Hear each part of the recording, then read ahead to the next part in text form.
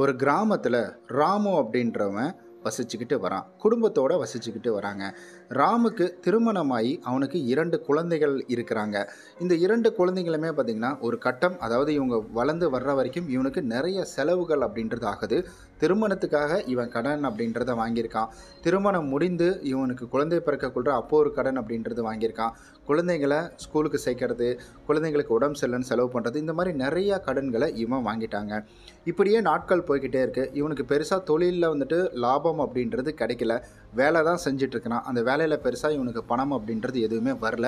இப்படியே தொடர்ந்து போயிட்டுருக்கிற ஒரு காலகட்டத்தில் ரொம்ப நஷ்டத்தை சந்தித்த அந்த தொழிலினுடைய முதலாளி என்ன செய்கிறாருன்னா, ராமுவை இதுக்கப்புறம் நீங்கள் வேலைக்கு வேணாப்பா, வேற ஒரு வேலை தேடிக்கோ, என்னால் இதுக்கப்புறம் உனக்கு சம்பளம் கொடுக்க முடியாது அப்படின்னு சொல்லிடுறாரு. ராமு வாங்கக்கூடிய சம்பளம் அப்படின்றது அவனுடைய சாப்பாட்டுக்கு, குடும்பத்தினுடைய செலவுக்கு மட்டுமே வந்துட்டு போயிட்டுருக்கு. குடும்பத்துக்கு, வீட்டுக்கு வாடகை கட்டுறது, இது மாதிரி தான் போய்கிட்டு இருக்குது. இப்போ இந்த நின்றுச்சுன்னா இப்போ குடியிருக்கவே வந்துட்டு இடம் இல்லாமல் போயிடும். ரொம்ப வெறுத்து போன ராமு ஒரு கட்டத்தில் என்ன செய்யலான்னு பார்க்குறான்னா, தன்னை தானே வந்துட்டு மாச்சிக்கலாம் அப்படின்னு சொல்லிட்டு, தன் உயிரை தானே எடுத்துக்கலாம் அப்படின்னு சொல்லிட்டு ஒரு மலை மேலே நின்று அங்கேருந்து கீழே குதிக்கிறதுக்காக பார்த்துக்கிட்டு இருக்கிறான். அப்போ அவன் அப்படியே பார்க்குறான். அந்த காட்டுக்குள்ளே இருக்கிற ஒரு எல்லா விலங்குகளையும் பார்க்குறான், பறவைகளையும் பார்க்குறான், மரங்களையும் பார்க்குறான். இதெல்லாம் பார்க்கக்குள்ள இதுங்களுக்கெல்லாம் என்ன வந்துட்டு தேவைகள் இருக்குது? ஒரு தேவைகளும் இல்லை, சந்தோஷமாக இதனுடைய வாழ்க்கையை இதுங்க வந்துட்டு கழிச்சிட்டு போகலையா அப்படின்ற மாதிரி சொல்லி இவன் வந்துட்டு என்ன செய்கிறான்னா ரொம்ப வருத்தப்படுறாங்க. இவன் வருத்தப்படக்குள்ள இவனுக்கு ஒரே ஒரு கோபம் மட்டும் கடவுள்கிட்ட இருக்குது.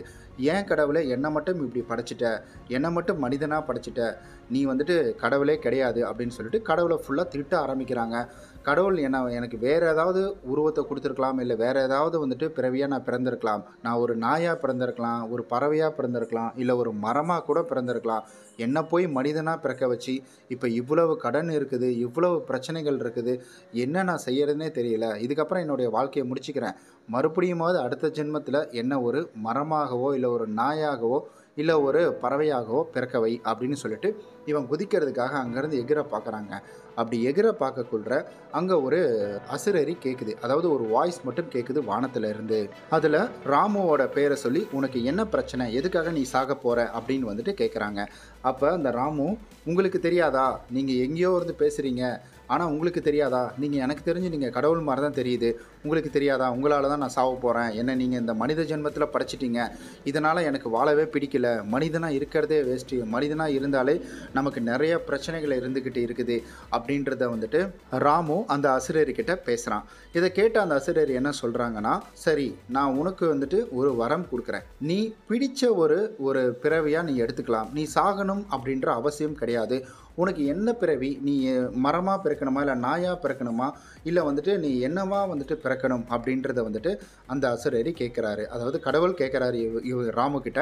ராமு அதுக்கு, எனக்கு இப்போதைக்கு வந்துட்டு ஒரு மரமாக பிறக்கணும், எந்த வித தேவைகளும் அதுக்கு கிடையாது, அதனால் நான் மரமாக பிறந்துடுறேன், அதுவே எனக்கு போதும், நான் என்னுடைய ஜென்மத்தை மரமாகவே இருந்து கழிச்சிட்றேன், நான் எனக்கு இதுக்கு மேலே கடன் கட்டுறதுக்கு அது இதுக்குன்னு எதுவுமே தேவையில்லை, நான் சந்தோஷமாக மரமாகவே இருந்துட்டு போகிறேன் அப்படின்னு வந்துட்டு இந்த கடவுள்கிட்ட இந்த ராமு அப்படின்றவ கேட்குறான். கேட்ட உடனே கடவுள் என்ன சொல்கிறாருன்னா, அப்படியே ஆகட்டும் அப்படின்னு சொல்லிட்டு போயிடுறாரு. அப்படியே ஆகட்டும்னு சொல்லிட்டு போனதுக்கப்புறம் இவன் ஒரு மரமாக மாறிடுறான். மரமாக மாறின உடனே இவனுக்கு பக்கத்தில் இன்னொரு மரம் அப்படின்றதும் இருக்குது. அந்த மரம் சொல்லுது, டேய் நீ எதுக்குடா மரமாக மாறின, மரத்தில் இருக்கிறதுலே கேடுகட்ட ஜென்மன்னா அது மரம் தாண்டா, எவன் எதுக்கு ஏறுவான், எவன் எதுக்கு கல்லெடுத்து அடிப்பான், எவன் என்னத்துக்கு வெட்டுவான் அப்படின்றதே தெரியாது, நீ என்னடா எப்படி பண்ணிட்ட அப்படின்ற மாதிரி வந்துட்டு அந்த ராமுக்கிட்ட, மரமாக மாறின ராமுக்கிட்ட இன்னொரு மரம் வந்துட்டு பேசுதுங்க. அதுக்கு ராமு, நீ ஒரு நாள் மனிதனாக இருந்துப்பார், அப்போ தான் உனக்கு தெரியும் அப்படின்னு சொல்லிட்டு இவன் அமைதியாக வந்துட்டு மரமாகவே நின்றுறான். நின்னதுக்கப்புறம் இவனுக்கு ரொம்ப தண்ணி தாகம் அப்படின்றது எடுக்குது. இப்போ தண்ணி தாகம் அப்படின்றது ரோட்டில் இருக்கக்கூடிய ஒரு மரத்துக்கு யார் கொண்டு வந்து தண்ணியை ஊற்றுவா, மழை பெஞ்சாதான் தண்ணி. இப்போ தண்ணி கிடையாது. இப்போ அந்த பக்கத்தில் இருக்கிற மரத்துக்கிட்ட நம்ம எப்படிப்பா தண்ணி குடிக்கிறது, தண்ணி யார் கொண்டு வந்து ஊற்றுவா அப்படின்னு வந்து கேட்க, அதுக்கா தண்ணியா, வானமே பார்த்து மழை பெஞ்சால் மட்டும்தான் நமக்கெல்லாம் தண்ணி, இல்லைன்னா நம்ம அப்படியே தான் கிடக்கணும் அப்படின்னு சொல்லி அந்த பக்கத்தில் இருக்க மரம் சொல்லுது. இதை கேட்ட உடனே இது என்னடா கொடுமை அப்படின்ற மாதிரி சொல்லி இந்த ராமு அப்படின்றவ யோசிக்க ஆரம்பிக்கிறான். இவன் யோசித்து முடிக்கிறதுக்குள்ள அங்கேருந்து நிறையா பசங்க கல் எடுத்து மரத்தில் அடிக்க ஆரம்பிச்சிட்டாங்க.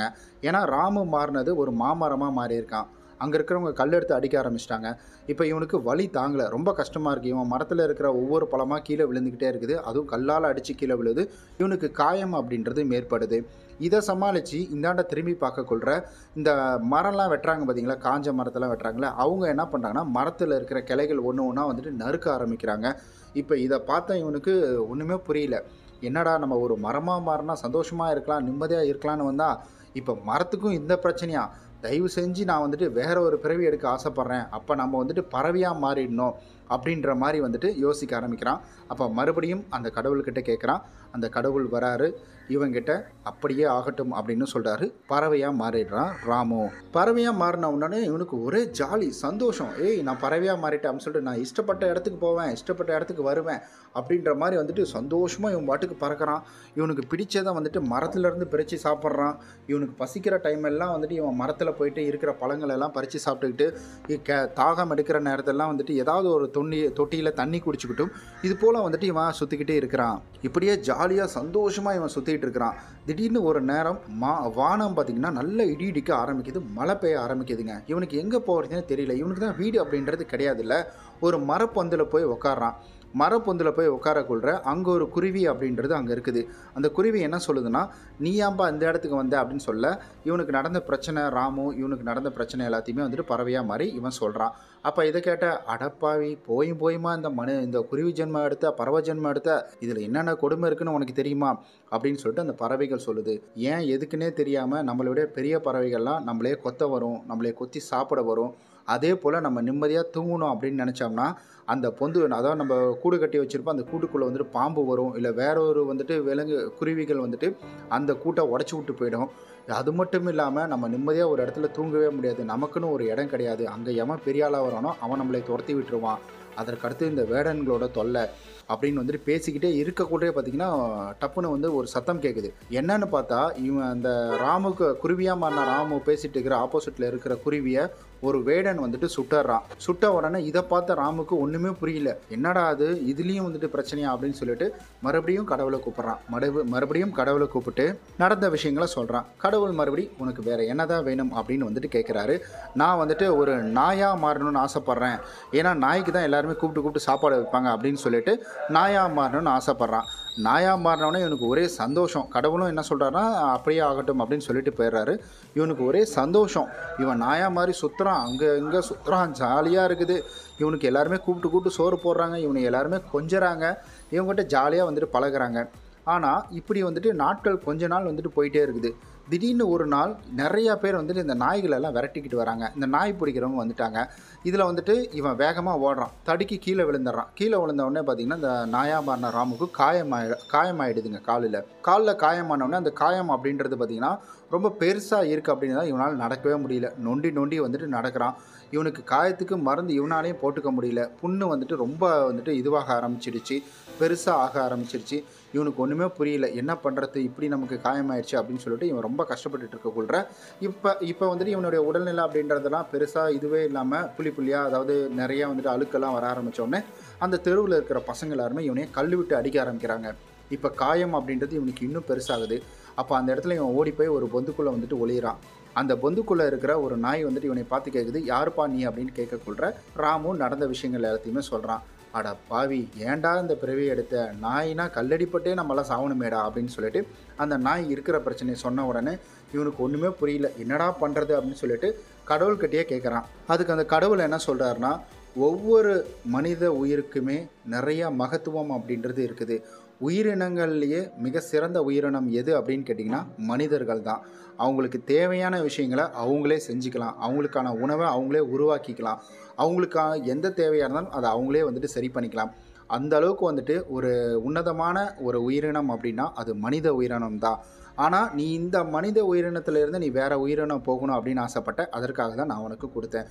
கஷ்டங்கள் அப்படின்றது நமக்கு வாழ்க்கையிலே நடக்கக்கூடிய விஷயம் கிடையாது. யாரோ ஒருத்தர் நம்மளை சார்ந்தவங்க, நம்ம அப்பா அம்மாவாக இருக்கட்டும், அவங்க செய்யக்கூடிய தவறுகள்னால மகனுக்கு வரும், மகன் செய்யக்கூடிய தவறுனால அவனோட ஒய்ஃபுக்கு வரும், அவனோட ஒய்ஃப் செய்யக்கூடிய தவறு தானே அவனுடைய குழந்தைக்கு வரும். இப்படி தான் வருதே தவிர மனிதர்கள் எந்தவித உயிரினங்களையும் நம்பி வாழாதவர்கள் தான் மனிதர்கள். நீ தயவு செஞ்சு இதை புரிஞ்சுக்கோ அப்படின்னு வந்து சொன்ன உடனே கடவுள்கிட்ட மன்னிப்பு கேட்குறான். நான் உங்களையும் திட்டிட்டேன், என்னை மன்னிச்சிருங்க. இதுக்கு மேலே என்னுடைய வாழ்க்கையை நான் சிறப்பாக வாழ போகிறேன். எனக்கான வேலைகளை நான் நல்ல வேலைகளை தேடிக்கிட்டு எனக்கு இருக்கக்கூடிய பிரச்சனைகளெல்லாம் அடைச்சிட்டு நான் சந்தோஷமாக என் ஃபேமிலி கூட வாழ போகிறேன்னு சொல்லிட்டு சந்தோஷமாக இவன் வீட்டுக்கு போயிடுறான். வீட்டுக்கு போனதுக்கப்புறம் ஒரு வேலை தேடுறான். அந்த வேலையும் இவனுக்கு நல்லபடியாக அமைஞ்சிருது. அமைந்ததுக்கப்புறம் இவன்